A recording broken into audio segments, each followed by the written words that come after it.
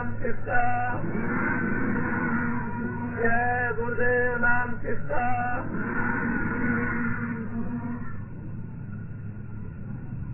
साथियों,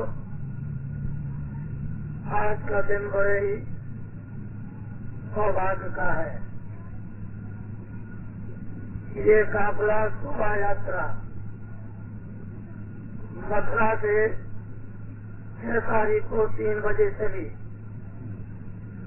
पहला पड़ाव भरतपुर में, 7 तारीख को 6:30 बजे से रवाना हुई और दिन भर चलती रही। शाम को 7:45 बजे जयपुर राजधानी में प्रवेश हुई। इसके मार्गों में कितने कार्यक्रम हुए, कितनी बड़ी उपस्थिति हुई। नर नारियों, गांव वासियों के सड़कों के ऊपर झुंड के झुंड। ऐसा प्रतीत होता है कि भारत की धार्मिक जनता जनार्दन अब कुछ चाहती है। अनेकों जन्मों का खोया हुआ धर्म, अनेकों जन्मों का खोया हुआ मार्ग, अनेकों जन्मों से भगवान से बिछड़े हुए जिस शांति और आनंद की खोज के लिए हम लोग यहाँ पर कितने दिनों से मेहनत और दुख उठा रहे, इसका कोई अंत नहीं। महात्माओं, फकीरों की जरूरत समय समय पर आपको पड़ती रही। जब कभी भी आवश्यकता हुई, कोई न कोई महान आत्मा आया।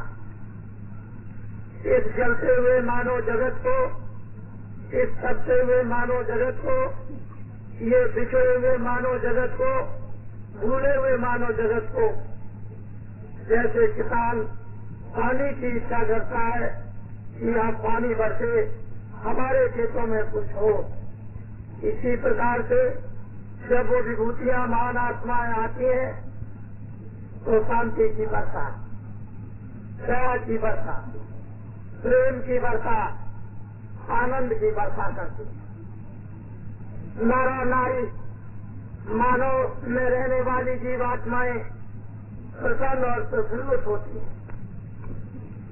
उनके जीवन में, अनमोल जीवन में एक नई झलक और आशा मिलती है। महात्माओं की जरूरत पहले भी थी, महात्माओं की जरूरत आज भी है, महात्माओं की जरूरत आगे भी पड़ेगी। जब इस धार्मिक देश से महात्मा छुप जाएंगे तो हम सब लोग अनाथ हो जाएंगे। जैसे बिना राजा के रैयत नहीं रह सकती है, इसी तरह से तमाम आत्माएं बिना महात्माओं के जीवन दान नहीं पा सकती हैं।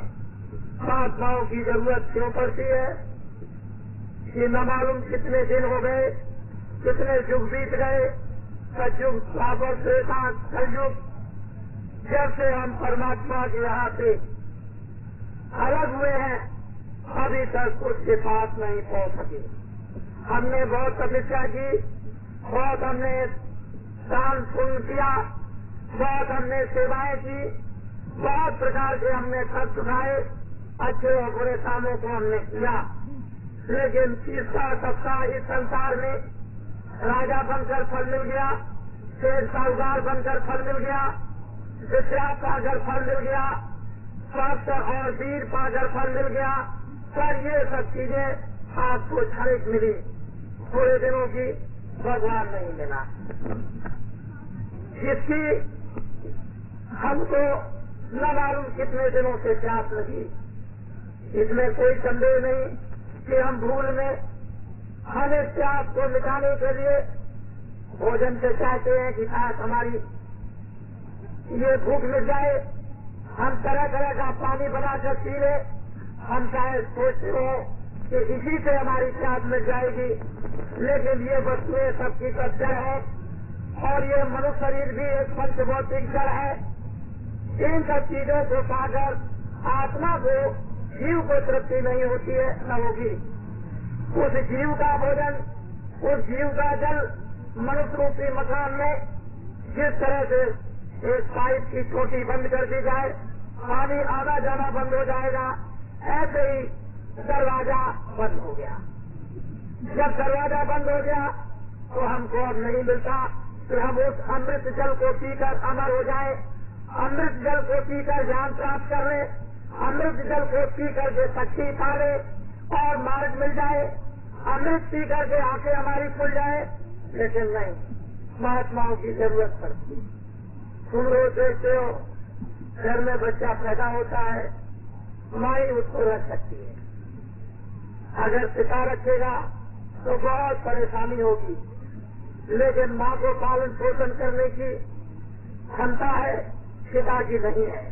बच्चे को माँ की जरूरत पड़ेगी, पत्नी को पति की जरूरत पड़ेगी, एक बच्चा स्कूल में पढ़ता अध्यापक की जरूरत पड़ेगी। जब तुम आत्मा का कल्याण चाहोगे, मुक्ति और मोक्ष चाहोगे, जन्म मरण से बचना चाहोगे, नरकों से छूटना चाहोगे, चौरासी के चक्कर से हटना चाहोगे और भगवान को जब तुम चाहोगे तो महात्मा की जरूरत पड़ेगी। महात्मा कोई दाढ़ी बाल का नाम नहीं, महात्मा कोई कपड़े का नाम नहीं, सोने और चांदी का नाम नहीं। महात्मा उसको कहते हैं जिसकी मनुष्य रूपी मकान में जीवात्मा जा गई, जिसने ज्ञान चक्षु प्राप्त कर लिया, उसके द्वारा भगवान का जिसको साक्षात्कार होता और हो गया है, उसका नाम है महान आत्मा। ऐसी महान आत्माएं हमारे धर्म देश में हमेशा रहा करती है। हमको जब जब उनकी इच्छा होगी, घर से निकलकर, काम छोड़कर, घर को त्याग कर तीर्थों में जगह जगह उनकी खोज करेंगे, लेकिन फिर भी मिलना मुश्किल है, क्योंकि तुम्हारे पास पहचानने की बुद्धि नहीं, पहचानने की आंखें नहीं, उनकी वाणी के सुनने के कान नहीं, तो तुम्हारे पास इतना समय नहीं है, कैसे ढूंढोगे। रामायण में बताया कि सबई सुलभ सब दिन सब देता, सबको सुलभ हो सकते हैं, सबको आसान हो सकते हैं, सबको महान आत्माएं मिल सकती हैं।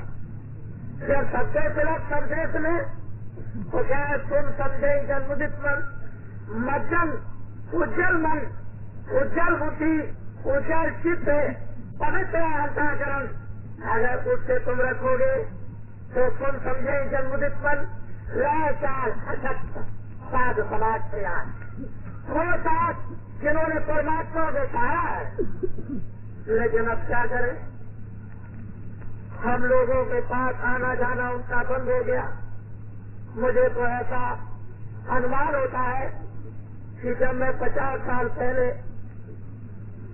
अमरनाथ की यात्रा में गया था कि वहाँ मुक्ति मिल जाएगी, बैतरनी को पार हो जाएंगे तो चले जाएंगे हमेशा के लिए। पैदल चलते चलते महीनों में कश्मीर होते हुए और अमरनाथ पहुंचे जहाँ पांचों पांडव गले थे। लेकिन देखा कि जैसे हमारे यहाँ नाले बहते हैं पानी के, गंगा जमुना बहती है पानी से, और तेरी पहाड़ों का पानी छोटा ऊपर से आ रहा और बहता है। यहाँ का भी जल वही, वहाँ का भी जल वही। वो बात अलग हो सकती है कि पहाड़ों के कारण पानी ठंडा, बराबर जमीन के कारण पानी गर्म, लेकिन पानी तो पानी है, सूरज तो सूरज है, चंद्रमा तो चंद्रमा है, पृथ्वी तो पृथ्वी है। तो घूमते हुए उधर जब गए तो देखा बड़े लोग धार्मिक, बड़े लोग सच्चे, बड़े लोग सीधे साधे और बड़े दयालु। इन दिनों का ऐसा दृश्य आया कि महात्मा छूट गए भूल में। तुमने सोचा कि अंग्रेज चले गए, बड़ा सुख मिलेगा, बड़ा आराम मिलेगा, अब कोई किसी का मतलब नहीं। लेकिन भूल हो गई, अनुशासन की जरूरत थी। हाथी के लिए अंकुश नहीं रहेगा तो हाथी कब्जे में नहीं होगा, उसके लिए लोहे का एक अंकुश चाहिए।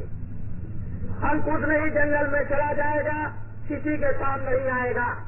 हम लोगों के लिए अंकुश था, बच्चों के लिए माँ बाप का, विद्यार्थी के लिए अध्यापक का, पत्नी के लिए पति का। इसी तरह से बड़ों का अंकुश छोटों पर होना था कि हम बिगड़ न जाए, बुरे रास्ते पर न चले जाए, चोरी की आदत न सीख ले, झूठ बोलना न सीख ले, धोखा देना न सीख ले, और बेईमानी करना न सीख ले, चोरी डकैती करना न सीख ले, किसी की हत्या करना न सीख ले। वो अंकुश रहता था। हम लोग सत्य बोलते थे, सेवा करते थे, आदर करते थे बड़ों का, और बड़े छोटों से प्यार करते थे। बड़ा अच्छा सुख का जीवन था। लेकिन आपने छोड़ दिया, अंकुश निकल गया। रोज तो महात्माओं की, बड़ों की नहीं रही, माँ बाप की नहीं रही, और गुरुओं की अब तो चली गई। रामायण गीता छूट गई। इस कारण हम सब लोग निरंकुश हो गए, और उसका ये परिणाम हुआ कि काल भगवान को मौका मिल गया उनको अपना कर्जा बांटने का। जो आजादी तुमको दी थी अच्छे बुरे काम करने की, स्वतंत्र, कि अच्छा भी कर सकते हो और बुरा भी, आँख से अच्छा देखो बुरा, कान से अच्छा सुनो बुरा, वाणी से अच्छा बोलो बुरा, मन से अच्छा संकल्प करो बुरा, बुद्धि से अच्छा विचार करो बुरा। भगवान की तरफ से कोई रोक टोक नहीं, सबको स्वतंत्र उसने जमीन पर कर दिया। उसने ये कहा कि मैं कर्मों का नियम बनाता हूँ, जो जो ये काम करेगा उसको ये फल मिलेगा, ये स्थान मिलेगा, ये राज मिलेगा, ये मुक्ति मिलेगी, ये स्वर्ग मिलेगा, ये वैकुंठ मिलेगा। और ये खराब काम करेगा तो उसको 84 चार खाने 84 लक्ष्योनियाँ अर्थात तरह तरह के नर्क मिलेंगे और वहाँ यात्रा भोगनी होगी। तो उसके आज तुम जो भी अच्छा बुरा करते हो वो सब का सब लिखा जाता है। जब वो बरसात को मिला, अनमोल उसने दे दिया, ये मनुष्य शरीर, ऐसा मनुष्य शरीर की सोने चांदी से नहीं मिलता, कितना बड़ा अधिकार दिया है। तो हम तुमको बात समझाना चाहते हैं कि दिन में काम करो, खेती दुकान दफ्तर का, जो भी काम करते हो वो पहला काम पूरा है, जिससे शरीर की रक्षा करनी, भोजन देना, कपड़े देना, बच्चों का परवरिश करना।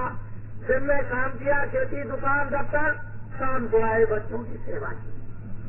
ये 2 काम पहले जो जिम्मेदारी के तुमको ऋषियों मुनियों ने दे दिए, ये छोटा सा परिवार है, इसकी सेवा करो, इससे सेवा लो, ये काम सबसे पहले। जब तुम्हारे पास कोई काम न हो तो आधा घंटा भगवान का मनुष्य मंदिर में भजन करो। हिंदू आधा घंटा भगवान का भजन, मुसलमान आधा घंटा खुदा की इबादत, और ईसाई आधा घंटा उसकी प्रार्थना।